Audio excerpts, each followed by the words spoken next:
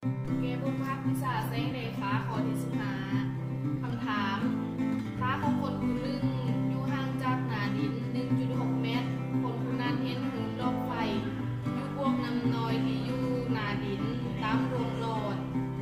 พวกน้ำอยู่ห่างจากดินของลาว2 เมตร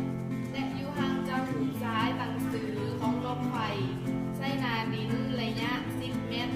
จงที่ใดระยะห่างจากหน้าดินจนหอดโลกไฟ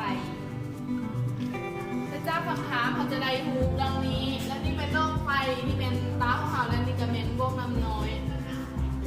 แสงของโลกไฟสายมากระทบใส่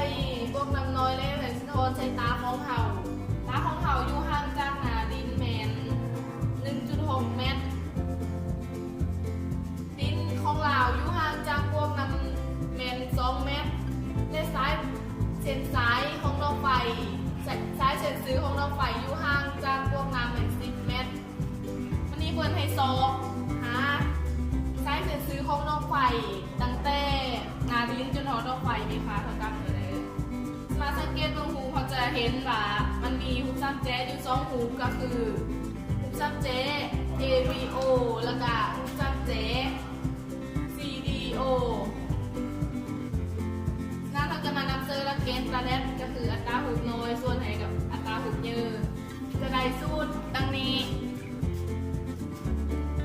ผล CD เท่ากับ AB